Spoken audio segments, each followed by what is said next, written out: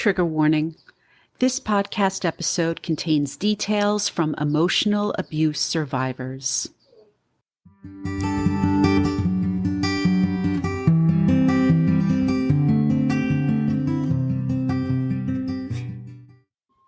Welcome back to Emotional Abuse is Real. I'm your host, Sarene Leeds, and I'm so glad you're here. You guys, this is our 10th episode. When I decided to start this podcast, I had no idea if I would even get beyond the first episode. But now I'm so proud to say that we've made it to 10 episodes, telling such important stories about emotional abuse. So on that note, I just want to thank everyone who has shared their stories so far, as well as you, my small but mighty audience, for listening, subscribing, rating, and reviewing Emotional Abuse is Real. I'm also so grateful to those of you who have found me on Instagram at Sarene Leeds Writes and on Twitter at Sarene Leeds. There is so much more to come on this podcast, and the best way to support Emotional Abuse is Real is by rating the show and writing a review on Apple Podcasts. Every download, subscription, rating, review, and share helps this podcast reach more people every day. Another way you can support Emotional Abuse is Real is through our new Buy Me a Coffee page, which I've linked in the show notes. Finally, I'd also like to request that you share this podcast with your own social media networks or just with anyone you think might benefit from listening to these stories. Today, I'll be chatting with Meg. Meg is a writer, a teacher, and a very good friend. We've known each other for about a year and a half now, and I credit so much of my improved career potential to Meg.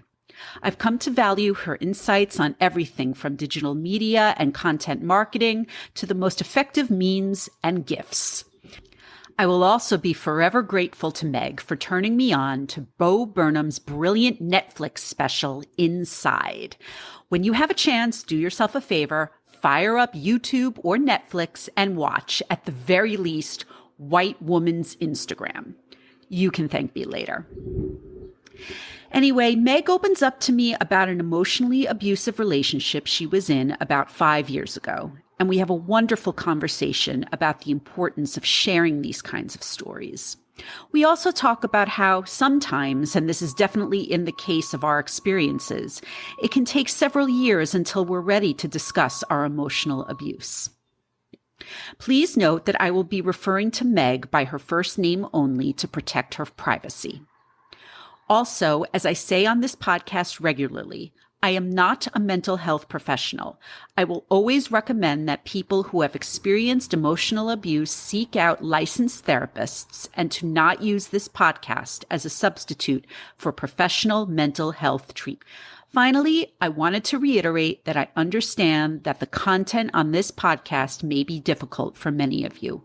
I've spoken to several people who want to listen to this podcast and who do want to share their stories, but they just don't feel ready to do either yet.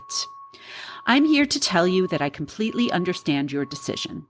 As I've done on previous episodes, I am more than happy to narrate your story if you don't feel comfortable appearing on the podcast. Please also know that it's taken me nearly a decade after my own emotional abuse experience to be able to talk about it so openly. I'm always happy to chat with you over Instagram DM or via email. I'm at Sarene Leeds Writes on Instagram. That's SareneLeedsWrites, and at hello@sareneleeds.com if you want to shoot me an email. That's HELLO@Sareneleeds.com. So without further ado, here's my conversation with Meg.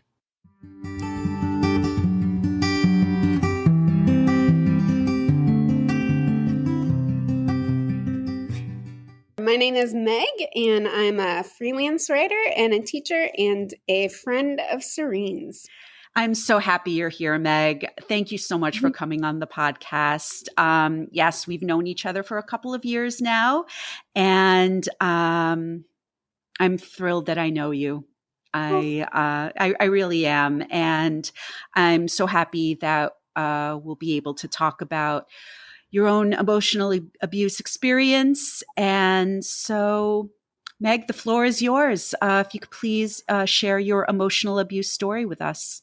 sure. Well, so first of all, thank you so much for having me. And this is such an Pleasure. important topic, and I Yeah. really appreciate getting a chance to reflect on it because this relationship was, my goodness, it was 5 years ago now. Mm. And so I haven't thought of it in a while because, we eventually we heal and we move on. So I haven't really thought about it. But knowing that I was going to be on your podcast, it gave me a good chance to think back to it and just feel grateful for my current partnership, which is much healthier. But yeah, I will. So I was dating a guy who I met at work, and I would say that looking back on it, um, there weren't really any red flags at work, but we did. I had a much more advanced position than he did at my Mm-hmm. company. Um, we didn't work in the same department or anything, so it wasn't that kind of dynamic. But I think that in right at the outset, and this was all unbeknownst to me, but he was feeling an imbalance right at the outset. This sort of insecurity about me, making more money than he did, and kind of being at a different place in my career. Um, Mm. I did not think about it at all, but Mm.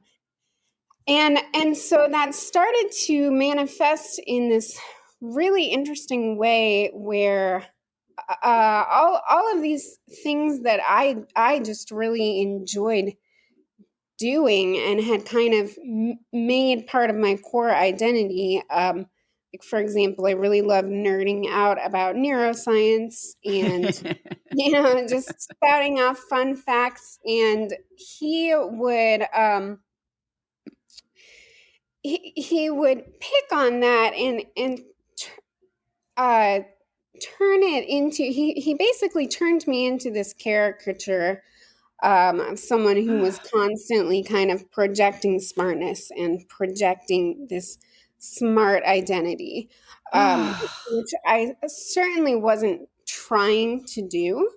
Um, but it got to the point where anytime I would talk about anything that he deemed, quote, too smart, um, he would sort of accuse me of narcissistically um like he would basically accuse just these core parts of my identity as being constructed by me, and so it became really hard for me to kind of figure out who I actually was because Mm. I had for decades I'd been kind of living my life just letting myself say and be these things, and I never really had someone who was just constantly watching me and picking on the things that I say and being very um, nitpicky about them. Yeah. And so it started with that. It started with him telling me that I couldn't be smart. Um, and it kind of devolved into him picking on other other aspects as well. Anytime I would share an opinion, he was just Mr. Devil's advocate. Everything had to be the opposite of what I was saying. Um, if I had male friends around, he would accuse me of flirting too much with them. Um, if I had, any friends around at all, he would accuse me of being a narcissist because I had to be surrounded by these people who were, saying what I wanted to hear, essentially.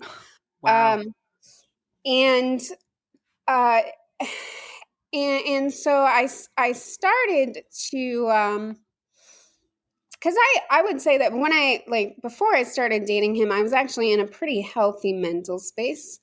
And Mm, I tried to hold on to some of that in the relationship. So there was pushback from me. And so when these criticisms would come out, yeah. I would try to explain myself, and I would try to be understood. Hmm. And that really turned into sort of the running theme of our relationship, was that I couldn't take criticism, because Wow. if he would criticize something I did, um, instead of just accepting it and saying, yes, I'm sorry, I'll do better, I would try to explain, no, like, this is where I was coming from, here's what I was thinking. And Hmm. and he would take that as me just like not listening and not wanting to, take the L, I guess, take the loss. Um, Christ. and meanwhile, it's like, and I was just like, no, I'm just trying to be understood. I'm not trying to fight. I'm trying to be understood. And Sure. um, but he really ended up, after this went on for months. It became very hard to figure out like what my reality was and Yeah. who I was. And I started to, because I would say that I I'm very receptive to the feedback that other people give me. Hmm. I pay attention to it. I like Hmm. to think that I like learn from it and grow from it. And so um he was just like any other person, where I did pay attention to this feedback. And so it really kind of began to warp my core reality. And I eventually started to believe that I was too sensitive to handle Oh, criticism, and that yeah. this was a very problematic part of my personality. Hmm. So I started going to therapy, Hmm. and then the first session, they asked, why are you here? And Yeah. I flat out told her, I was like, I'm here because I don't handle criticism well, and I need to learn how to handle it better. Right. Um, and then she started asking me for examples of, like, what can you talk about, like a time when you responded negatively to criticism? And I started telling her stories about uh, my boyfriend at the time and me. And um, she really helped me figure out, like, uh, she validated a lot of my responses. Like, as soon as she Yeah. heard some of my stories, she's like, that was a completely normal reaction from you. um That's why I love going to therapy. I know, it was, yeah. I mean, I need to start seeing a therapist again for that exact reason, because you Hmm. just need some sort of a wall that start bouncing, ideas back to you. Yeah, you do need that kind of objective Yeah. um support. Mhm, This is mhm. always a good time for me to just mention real quick. I like to mention on the podcast that with every episode that I do, the more I learn about emotional abuse and I see a lot of common threads. However, I am not a mental health professional, and I always recommend that anyone dealing with emotional abuse seek out professional help through a therapist. Yeah, that Yeah. is so important, Yeah. because I think even these, like, I had a really hard time actually even calling this relationship emotionally abusive, for a long time afterwards, Sure. because it felt so relative to other forms of abuse. Hmm. It Hmm. it felt like I couldn't even own that label. Yep. Yeah. And and therapists are so good about not letting you play like that perspective game. Yeah. Um, like that game where you're like, oh, well, like, someone else's problems are much larger, so mine Yes. aren't deserving of attention. Therapists are very, very good about, like, the most important advice my therapist ever gave me was that, like, um your body does not have a sense of perspective, and so Mm. your body, your nervous system, um, it feels trauma the same way, like regardless of what the input was. Ah, It cannot like differentiate between yeah. levels of trauma, Mm-hmm. and so when you're dealing with like going to therapy, it's really about kind of unpacking and helping your nervous system recover from whatever caused it to Yes. to do this thing. And it doesn't really it doesn't matter what the input was. That's not really the important part. I mean, obviously, like, you will need to talk that out, but Yeah. um I just really appreciated that perspective, because Oh, sure. it helped me feel like my situation was worth the time and attention. Mm-hmm. Mm-hmm. Mm-hmm. um yeah. So how long had you dated this guy? Uh, about a year. This Mm. The relationship Mm. lasted for a year. And how long after you started seeing the therapist until the relationship ended? My goodness, it probably about 6 months. So Mm. it Yeah. yeah, Takes time. It's all of it that takes is. time. Yeah, I mean, therapy certainly um wasn't a magic trick. It wasn't like, oh, Sure. my therapist told me that my reality is correct. Everything is fine now, because Yeah. because I would still, I mean, my therapist, like, she was so helpful and so valuable, but she was still only seeing me for an hour a week, 50 minutes a week. And Exactly. Yeah. um and so I would still kind of go home and end up like playing these games with myself, where I'd be like, well, maybe I'm not explaining it to the therapist right, like, or maybe she's hearing too much of my point of view. um Mm. and so even even though she did validate my reality, I still, because his point of view, my boyfriend's point of view, was so strong, I was still kind of questioning, like, well, she's not seeing everything, she's not getting the full picture. Mm-hmm. Mm-hmm. um so she might be giving me the wrong validation, Hmm. or validating me incorrectly. And Okay. ironically, actually, that thought, or that kind of quality, was exacerbated when my boyfriend and I went to couples counseling. Oh, And interesting. Okay. yeah, and we only went to one session, and the session, it really turned into it was a male counselor, and Mm-hmm. my um, boyfriend at the time, he had a much stronger way of speaking than I do. Mm-hmm. I'm a Mm-hmm. writer, so I'm very shy, very introverted, Yeah. often have trouble expressing myself when I'm speaking. And so Mm-hmm. and so since my boyfriend had a much more commanding presence, he essentially was able to kind of recruit the therapist, like, very quickly. Ugh. And it Yeah. just turned into um them against me, and I did not feel good about that. So Mm-hmm. Mm. I yeah, so we did have to, I mean, we pulled back from that, but that was an interesting thing, and something that I would kind of caution anyone who's in this sort of emotionally abusive situation. Yeah. um I would say, like, be cautious about couples therapy, because it can Mm. turn into that type of dynamic. Yeah. Um, Okay. Yeah. and I mean, I think really ultimately it's just a matter of, like,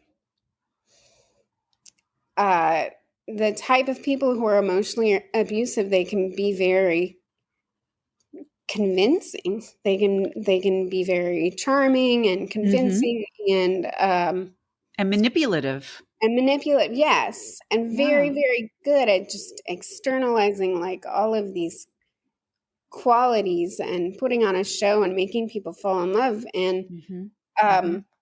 and if you're not that way, then it can be hard for people on the outside looking in to fully understand what's happening.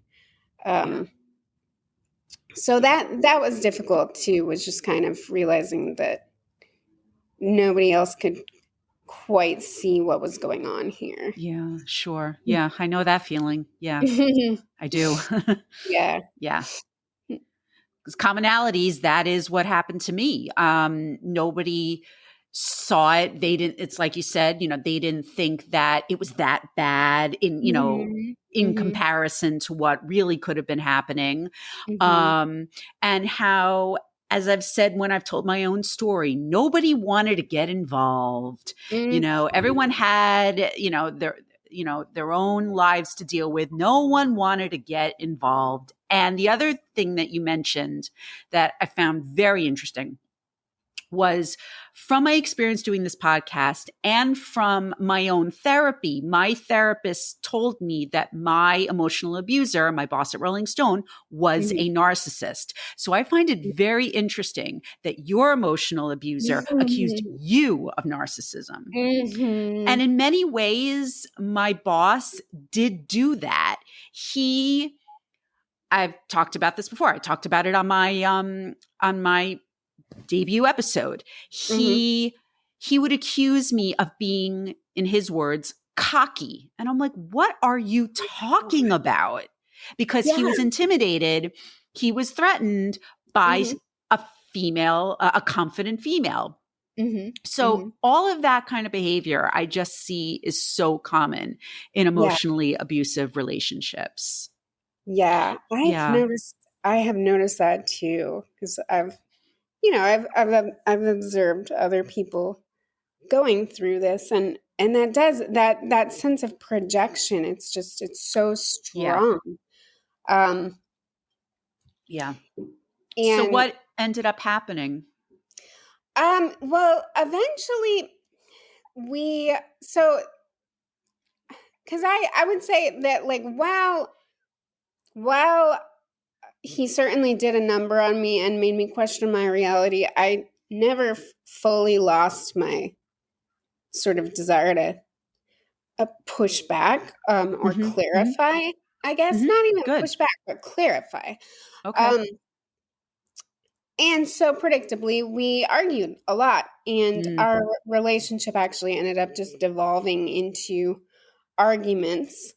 Um, we we broke up at a family reunion, my family reunion, actually. Oh, wow. Yeah. And uh, I just remember my dad saying to me, uh, like, I'm just, like, my dad was like, he seems like a nice guy, but I'm so glad that you're out of that. And, and because, I told him about, like, all the fighting and the criticism and stuff. And he was like, honestly, like, that's the kind of thing that, like, can devolve into physical abuse if you let it go long enough. And Ah, I I thought it was really interesting that he went there. I was like, oh my goodness, yeah. Dad. But I could see where he was coming from, because, like, there were, there were moments where he would get really angry, and I would kind of be like, and I always, like, trusted him not to do anything, but, like, when tensions are rising, um, you don't know. Um, No, you don't. and so yeah, we ended up breaking up. Had a pretty just normal to rough breakup, I would Mhm. say. Yeah. Um, there was a lot of After the breakup, there was a lot of he kind of went on a recruiting campaign, and there were a lot of stories about things that I had done wrong. Um, there were people that I didn't know at work that were closer to him who just thought I was the absolute worst. Um, but ultimately, none of that really mattered. It was just kind of my job to correct my reality. Um, Uh-huh.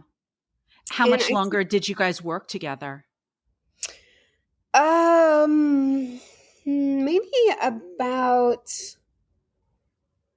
maybe about 6 months after that. Mm, But okay. we worked in separate buildings, so it wasn't that bad. It was a pretty big Okay. company. Okay. Okay. Yes, we weren't running into each other a lot. All right. Um, but I think, you know, because we did fight all the time, and it's funny. I have this way of sort of like internalizing these narratives from pop culture, but like kind of in the wrong way. And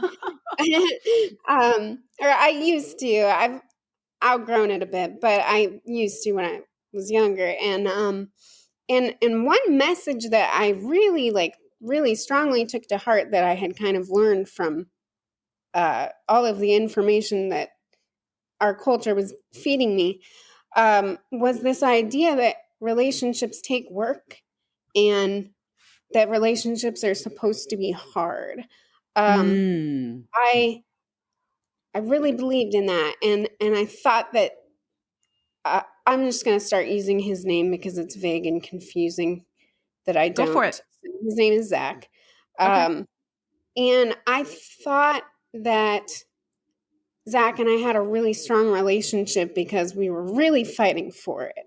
We were Mm-hmm. really Mm-hmm. trying to work these things out together. And after we had worked them out, we would be so much stronger and so much stronger than other couples who didn't fight and didn't work things out and hadn't overcome this adversity.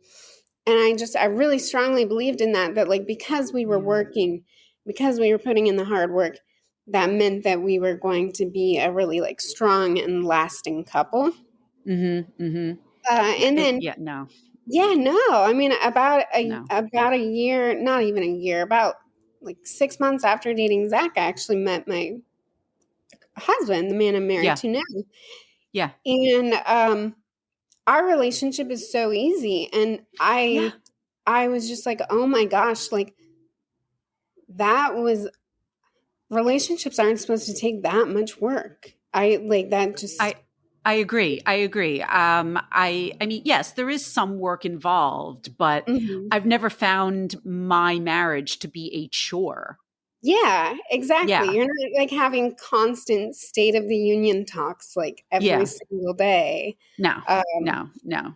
and It does remind me of and I mentioned this in my first episode, some of the language that my boss used with me that at the time I was like, oh, okay, I guess you're right. But then when I would look at it now, I'm like, what are you talking about? When he would tell yeah. me things like progress is painful and, Mhm. growth in relationships should have some discomfort. I'm like, Mhm. Mhm. no, Yes. absolutely not. Yeah. Absolutely not. Yeah. I know. Absolutely not. I know. So, and I'm drinking water, everybody, because I need to drink water. um, and the other thing is just that, and of course now I'm losing my train of thought here. It's like you said that this relationship was 5 years ago, and I always say I am coming up. This fall will have been 9 years since I left Rolling Stone, and Mhm. it's only in recent years that I've Mhm. really started to understand that this was emotional abuse, and it's something that Mhm. should be talked about, and that I Mhm. shouldn't accept how I was treated while I was going through it, and those first few years when I left, Mhm. because no one who I work with at Rolling Stone still really wants to talk about it. I get the sense Mhm. that, Mhm. I mean, not that I talk with people from my time at Rolling Stone that much, Mhm. but I do get this. I got the sense from a lot of people also in my life, with the exception of my therapist, Mhm. and my husband that this was not something worth talking about. It wasn't a big Mhm. deal. He didn't like sexually assault you, you know. Okay, so maybe it was just a bad fit. So you moved on. Your career's great now. What's the big deal? Mhm. And and no, Yeah, no. it's something very serious that happened that needs to be addressed, and I'm learning that it's still a very taboo subject, Mhm. and there is a lot of healing that needs to happen. And you know, this was actually kind of sad. Somebody who was in my department with me had the same Mhm. boss at Rolling Mhm. Stone. I recently shared the podcast with her, and Mhm. she was very supportive, but she also used the word purge, saying, I hope that this podcast is an opportunity for you to purge this experience or something like that. And I was Mm, like, mhm. you know, I'm not so sure I want to use the word purge here. Healing, Yeah, yeah. absolutely. Mhm. But this isn't an experience that I want to just like extract and then Yeah. forget about, because I think it's really important to help educate other people that this does Mhm. exist and that it is something that we all need to talk about with each other, Mhm. and Mhm. that if you know, if you need it, seek professional help. Yeah, absolutely. Yeah. And you're I mean, you're so right. It's we often talk about these things as if we can just kind of exercise them and um it's almost like having a tumor, you can just cut it out but it's like but Yeah. no, there's still, there's lasting stuff Yeah. Yeah. and I mean, even with me, I can say in one breath, like, yeah, I haven't thought about it in years. That is true. Mhm. But on the other hand, if I'm really thinking about it, I mean, he did have a lasting impact on me to this Yeah. day. I still have a lot of difficulty um, feeling confidently myself, Mhm. Mhm. and I have a lot of difficulty understanding which parts of my identity are constructed and which parts are me. Mhm. Um, Mhm. I have a lot of difficulty just sort of believing in my own reality. It's like I'm constantly looking for data in the form of feedback from other people, and I just need more data and more data because I can't Yeah. believe in myself without it. Mhm. And Mhm. I- and maybe it's not fair to like blame all of that on him, but I would say that I did change after our relationship, and Sure. I mean there are probably many reasons for that, but um it's I just going through that experience where like someone you love is is telling you that your whole reality is different from what you thought. It's a very scary experience, and it's a Yes. very disorienting experience. I remember the first time he ever I literally remember the first time he ever gaslighted me. It Mm. was I had a conversation with a mutual friend. Zach overheard it, Mhm. and he literally said that I said something to her that I didn't say, and it wasn't subject to misinterpretation. It was something very straightforward, like I would meet her at 8 a.m. on Friday, something really straightforward and concrete. And he just literally started just over and over saying that I had said this thing, and he was like, "No, I heard you," and I was like, "I did not say that," and but he was so Wow. convincing, and he wouldn't let it go, and he's like, "No, I literally heard you," and I was like, "Zach, I literally like did not say it. I don't know why we're fighting about this, but I'm trying to tell you like I didn't say it," and Mhm. I just Mhm.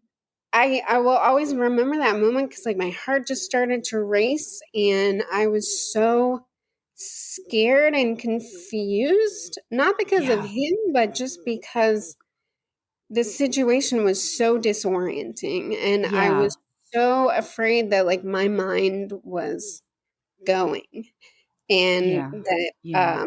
like maybe I really didn't say that, and my Yeah. brain just erased it. Uh-huh. And maybe I do that all the time, and maybe my brain is just conveniently erasing all of these things that I don't want to hear.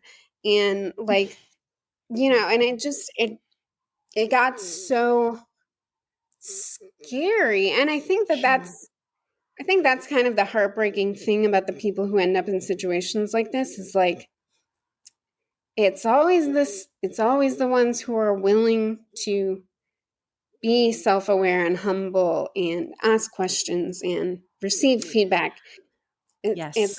It's always them, and it Mhm. just kind of that mechanism just starts to turn against itself. Or maybe a better way of saying that is that the abuser leverages that and Yeah. takes it to a Yeah. really dark place. Yeah, yeah. I know that while I was at Rolling Stone, my self-esteem was still very, very, very low. I did not Mhm, believe in myself. I mean, mhm, yes, I know I've said that, yeah, I was confident. I mean, I mhm, was in the work I was doing, but I mhm, still always wanted that validation. mhm, Um, I'm so grateful, and especially because what tied into everything was because of Rolling Stone's boys club mentality.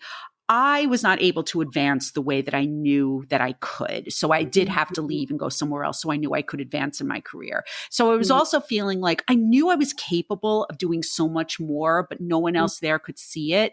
mhm, So I don't have that kind of low self esteem anymore because ever since I left Rolling Stone, my career flourished and I mhm, don't feel that I need constant validation from my mhm, colleagues anymore because I mhm, know that I'm good at what I do.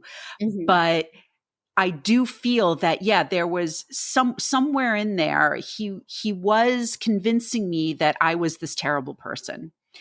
mhm, And my husband could see that, and my therapist could see that. And mhm. that's how eventually I was able to leave. But it was hard. Who wants to leave Rolling Stone? I tell the Yeah. story on this podcast all the time.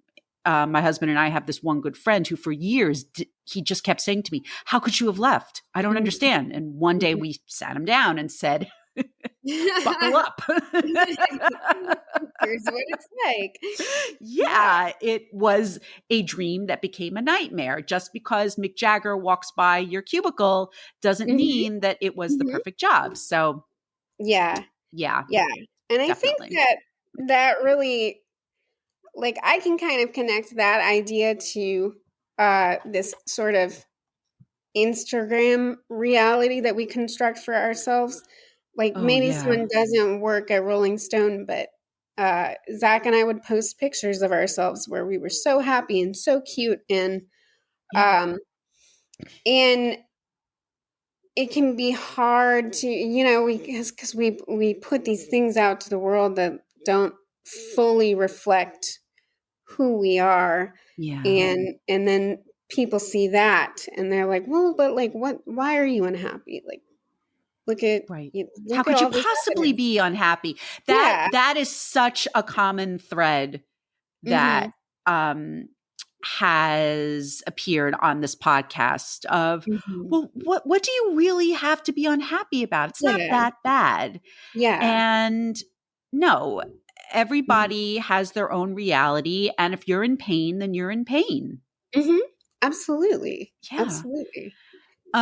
So what have you learned from your emotional abuse experience?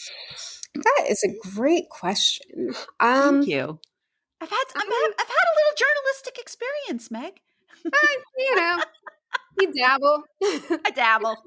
You're a hobbyist. um, what have I learned? Well, I think I have learned that I've learned a lot about reality. Hmm. Um, Yeah. I think I've learned that there isn't really an objective truth, and um, and that you can't really go looking for one. And Hmm. I think before Zach, I really held on to this idea of um, not necessarily an objective truth, but at least like a consensus truth, and I would use other people's like consensus truth about me to Mm-hmm. form my assumptions about how I was being in the world and whether I was being enough and dating Zach and receiving a perspective that convinced me otherwise really kind of helped me like break my addiction to needing external validation. Um, That's huge. yeah, and I think it took that because otherwise, like things would have just kind of been going along, and me just caring what everybody thinks all the time. Don't get me wrong, I still have that tendency, but it's a lot better now. Um, Oh, yeah, sure. but I think it took kind of running into a situation where my practice of doing that like didn't align with my core values Mm-hmm. Mm-hmm. and like and didn't align with what I understood about the world, and I think it took that to realize that um like reality is always going to be that way. Everyone's always going to have a different like everyone's looking at the world through a completely different lens, Mm-hmm. um and so it kind of I'm better able to just work like from my own reality now and to let it Good. interact with other people and hope that um we're able to connect and um negotiate with each other, but I think I don't really let other people shape me very Good. much anymore. I'm so So glad to hear that's that. yeah, and that's been really helpful. And then I think the other thing that I learned is just that and this is I think it's a bit cliche, but just it can happen to anyone, Yeah. and it can happen slowly and like Mm-hmm. subtly Yeah. and in a way where nothing is bad enough to make you realize that it's bad.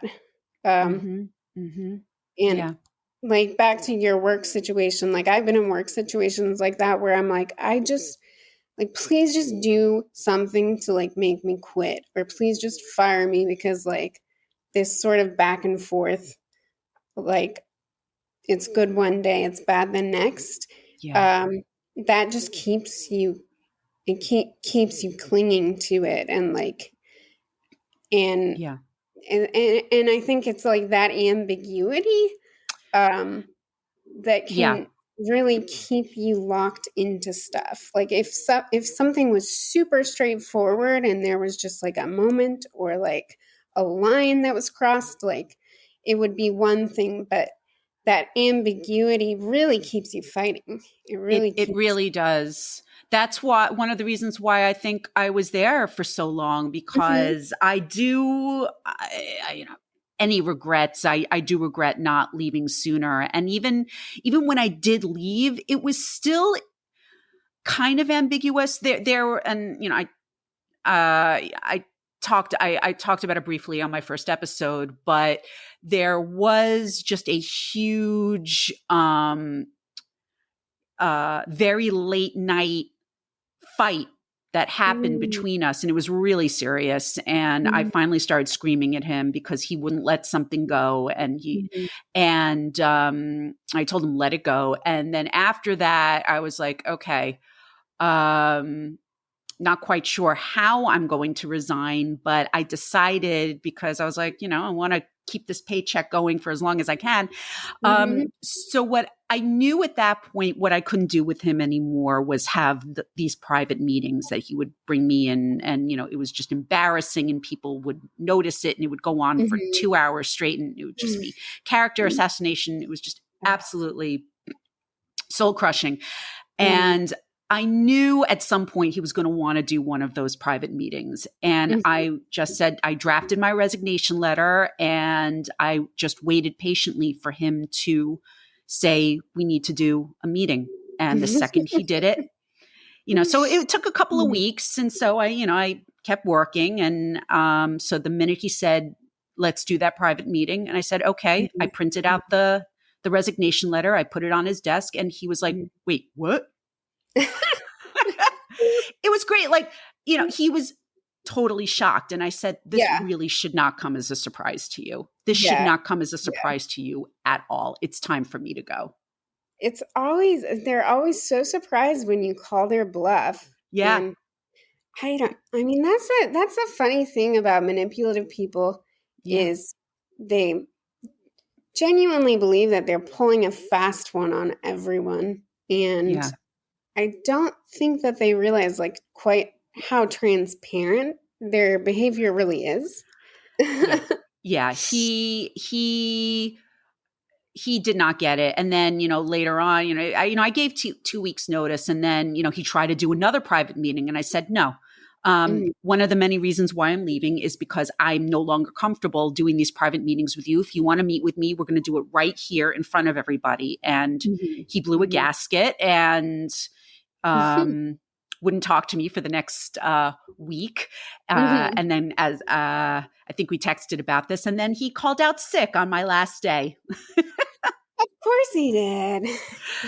I really did not mind. So I know we touched on it a little bit, but I wanted to give you another opportunity to answer this question directly. Why do we need to talk about emotional abuse? I think we need to talk about it because people don't realize, people in general don't realize that it's the long-term impact of emotional abuse. And and they often don't realize that it's as bad as it is. And I think that for the victims in particular, it's important to hear these stories so that they can recognize themselves and maybe start to put the pieces together. And I think that when you're lost in a situation where you are starting to question your reality and you have sort of subsumed these pieces of yourself to somebody else, sometimes you're just not going to recognize or be able to name the situation for what it really is until you hear somebody else talking about the exact same situation and naming it.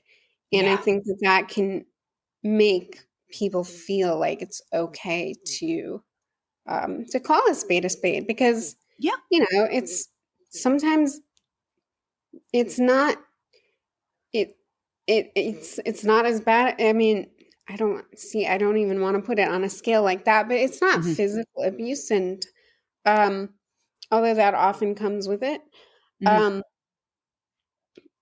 but the sort of day in and day out grind of it, really, I mean, it is. It's just it's a completely different form of pain.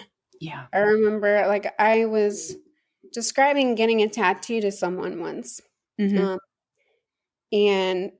they were like, "Well, does it hurt?" And I was like, "Well, no. I mean, it doesn't for a while, but I think what the hard part of getting a tattoo is if you're like under the needle for an hour and you've just been in pain, in minor pain for an hour, that starts to take its toll. Yeah. And so it's not the intensity of the pain, it's the duration and consistency of it. That's the part that's hard with getting a tattoo. Yeah. And I sort of think of emotional abuse in the same way, that it's not necessarily about the intensity or about the kind of like Hollywood moments of abuse and, Yeah. shouting. And it's more just the consistency. And Cumulative effect. yeah, it's just like waves crashing against Yeah. rocks and just carving it out like over time. Yeah. I think You know, that's a great way of putting it. yeah. Not that I want to use the word beautiful associated with emotional abuse, but I think that you just laid it out quite beautifully. But that just speaks to the talent that I know of you. Oh, So, thank you. of course.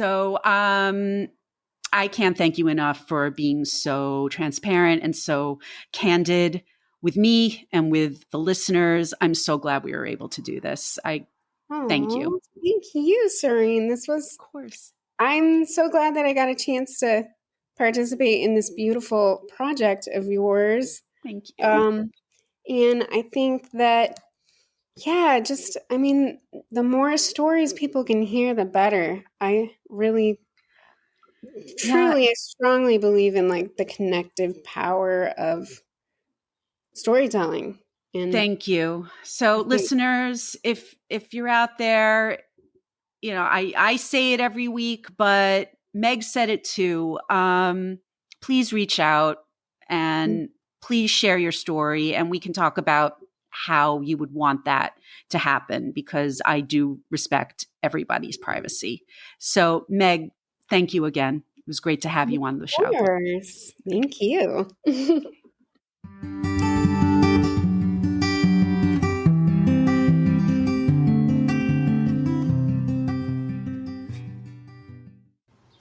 Thank you once again for listening to my conversation with Meg on Emotional Abuse is Real. And thank you, Meg, for sharing your story with me. If you would like to share your emotional abuse story here on the podcast, please don't hesitate to reach out at hello@sereneleads.com or through Instagram at sereneleadsrights. Please note that this podcast should not be used as a substitute for professional mental health services. If you are a victim of emotional abuse and need help, please call or text the Suicide and Crisis Hotline at 988. Or call the National Domestic Violence Hotline at 1-800-799-7233. You can also text START, that's START, to 88788. Once again, please don't forget to subscribe, rate, and review this podcast. And if you can, please support us through our Buy Me a Coffee page. Thanks so much for listening, and I'll see you next time.